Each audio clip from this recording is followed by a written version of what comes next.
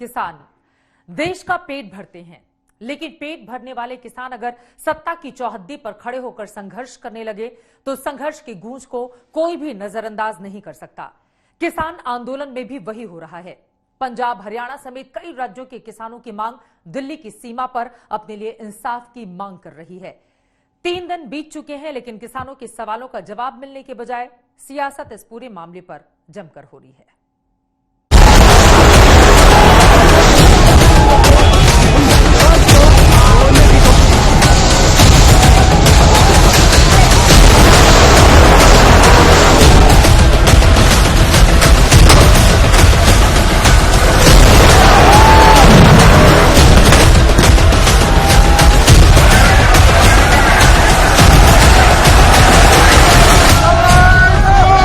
ये किसानों की नवंबर क्रांति।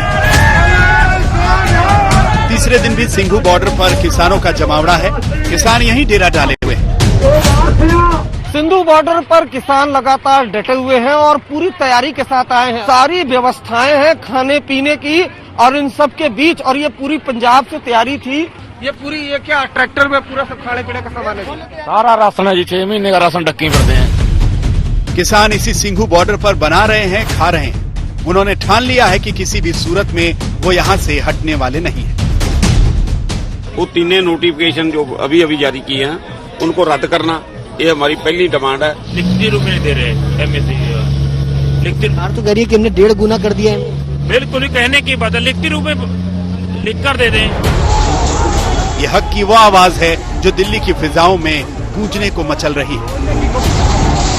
ये आक्रोश की वो चिंगारी है जो ठंडे पानी की बौछारों से बुझती नहीं दिख रही। एमएसपी का एक बड़ा सवाल देश में, उस पर किसानों को एमएसपी से कम से कम खरीदना हो, ये एक हमारा बड़ा सवाल है। इन आंखों में बेबसी के वो आंसू हैं जो किसी आंसू गैस से धुलते नहीं दिख रहे।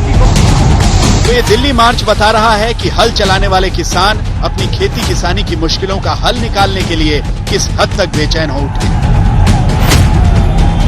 किसान अड़े हुए हैं कि किसी भी सूरत में वो दिल्ली पहुंचेंगे। किसानों को डर सता रहा है कि नए कृषि कानून उन्हें कहीं का नहीं छोड़ेंगे। समझना पड़ेगा कि इतना बड़ा जन भावनाओं में किसानों में आक्रोश फैल गया, पूरी स्थिति विकट होने वाली है।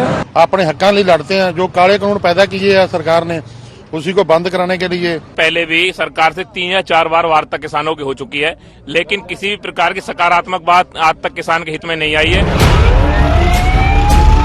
कौन है ये किसान? आखिर क्या है इनका दर्द, इनकी बेबसी, जिसने इन्हें अपने गांवों से, खेतों खलिहानों से उठकर दिल्ली दरबार तक आने को मजबूर कर दिया? इनकी मासूमियत और आक्रोश का सीधा नाता है या इसके पीछे किसी की सियासत भी काम कर रही है? इन सारे सवालों का जवाब मिलेगा, लेकिन पहले आप देखिए कि सादगी, संतोष और अहिंसा से जीने वाला किसान जब बेताब होता है तो उसकी आग कैसे बड़े से बड़े तंत्र को झुलसाने लगती है। आपकी पूरी योजना खाली जेल बनाने की, आंसू गैस के गोले छोड़ने की, लाठी डंडे चलाने की, ठंडी में पानी की बौछारें चलाने की अगर है तो उससे किसान मानने वाला नहीं है। किसान को ये काला कानून वापस चाहिए।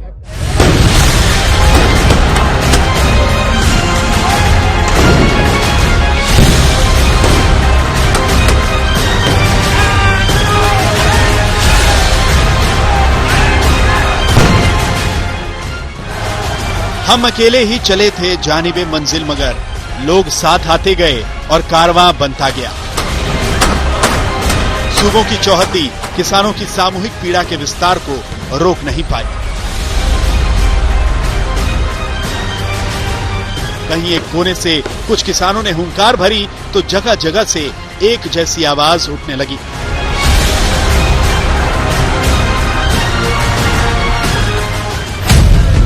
पहले पंजाब के किसानों ने कूच किया, फिर हरियाणा के किसान जुट गए, फिर दिल्ली के किसान उसी रंग में रंगने लगे। उत्तर प्रदेश के किसानों ने देखा तो उनकी हुंकार से भी आंदोलन की तपिश बढ़ गई। और उधर राजस्थान के किसान भी कहने लगे कि इन आवाजों में हमारी भी आवाज शामिल है। दिल्ली अपने जहांगीरी घंटे के लिए मशहूर है, इंसाफ का जहांगीरी घंटा। अपने लिए इंसाफ का घंटा बजाते हुए किसानों ने दिल्ली को हर तरफ से घेर लिया। इतने ये सरकार इस काले कानून को वापस नहीं लेगी, इतने किसान इस ग्राउंड के अंदर आंदोलन जारी रहेगा। जो किसान भाई आज अपना आंदोलन कर रहे हैं, वो सभी को मैं अपील करना चाहता हूं कि भारत सरकार आपसे चर्चा करने के लिए तैयार ही है। 3 दिसंबर को कृषि मंत्री जी ने आपको निमंत्रण पत्र भेजा है चर्चा के लिए, और भारत सरकार आपकी हर समस्या और आपकी हर मांग पर विचार विमर्श करने के लिए तैयार है। किसान अपने अनाज की कीमत चाहते हैं, ये पक्का करना चाहते हैं कि अधिकतम समर्थन मूल्य में चवन्नी की कमी ना हो। उसको डर है कि उसके खून पसीने की कमाई की कीमत कोई और खा जाएगा, जबकि प्रधानमंत्री मोदी कह चुके हैं कि उनके अन्नदाता के हितों से कोई समझौता नहीं हो सकता। ये एनडीए की ही सरकार है जिसने किसानों को लागत का 1.5 गुना एमएसपी देने की सिफारिश लागू की थी। जब इनकी सरकार थी तब एमएसपी पर फैसला क्यों नहीं लिया? किसानों ने हुंकार भरी है, सियासत उनके पीछे पीछे अपनी दलीलें लेकर दौड़ रही है, लेकिन किसानों के कदमों की रफ्तार से मिलान करने में वो हाँफ भी जाती है, इसीलिए वो आपस में भिड़ जाते हैं। उन्हीं किसानों के नाम पर जो अपने हक के लिए दिल्ली तक संग्राम को खींच लाए। भाजपा की आत्मा के अंदर जनरल डायर की आत्मा प्रवेश कर गई। कांग्रेस पार्टी जो बहुत ही घड़ियाली आंसू बहाने की कोशिश कर रही है, 12,000 करोड़ का बजट था, 34,000 करोड़ का बजट मोदी जी ने किया।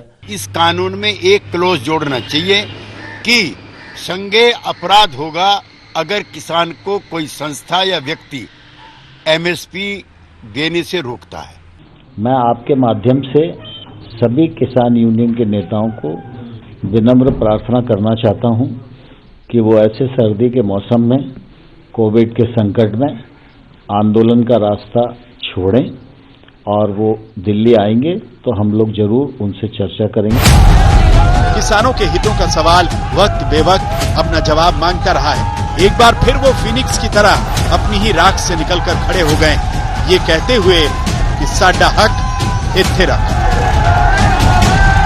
आज तक ब्यूरो।